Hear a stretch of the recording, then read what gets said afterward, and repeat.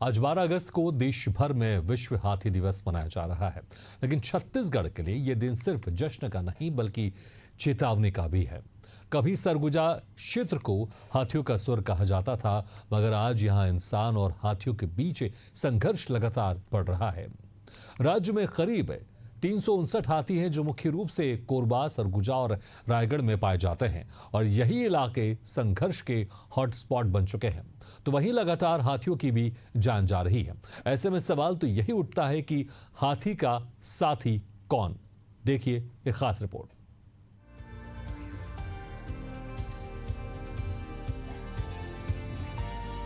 छत्तीसगढ़ में मानव हाथी संघर्ष अब एक गंभीर समस्या बन चुकी है। पिछले 11 सालों में करीब 600 लोग हाथियों के हमले में अपनी जान गंवा चुके हैं और हालत यह है कि सिर्फ पिछले हफ्ते में ही 7 लोगों की मौत हो चुकी है।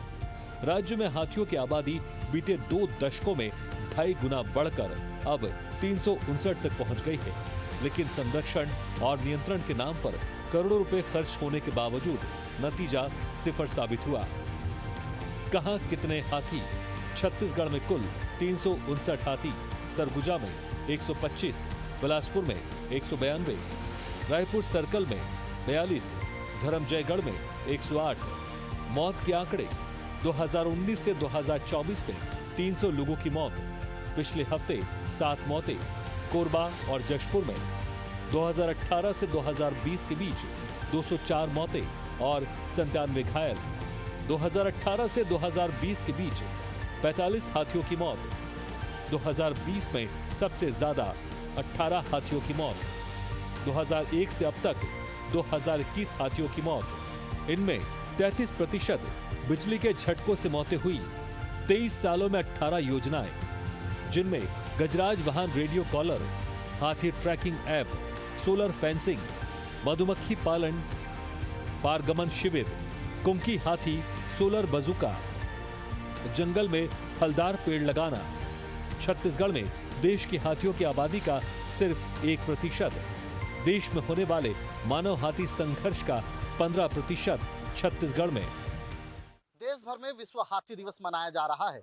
छत्तीसगढ़ में ये जश्न का विषय नहीं बल्कि चेतावनी का विषय है, क्योंकि हाथियों का स्वर्ग कहे जाने वाले सरगुजा में हाथी और मानव द्वंद एक बड़ी चेतावनी बन चुकी है।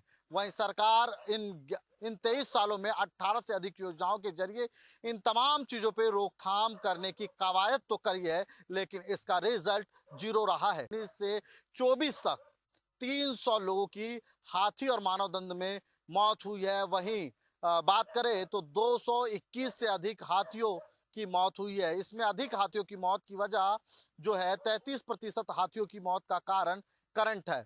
ऐसे में सरकार के वो तमाम दावे कितने कारगर साबित होते हैं और हाल ही में गज रथ योजना सरकार के तरफ से चालू की गई है, वो कितनी कारगर होगी ये तो आने वाला वक्त ही तय करेगा।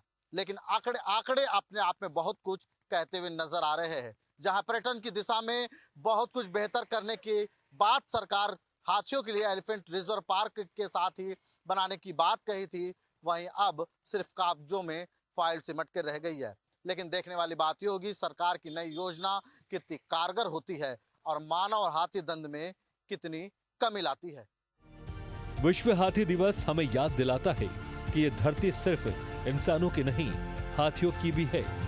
छत्तीसगढ़ में मानव हाथी संघर्ष को कम करने के लिए घोषणाओं से आगे बढ़कर जमीन पर ठोस कदम उठाने की जरूरत है, वरना हाथियों का यह स्वर्ग हमेशा के लिए इतिहास बन सकता है।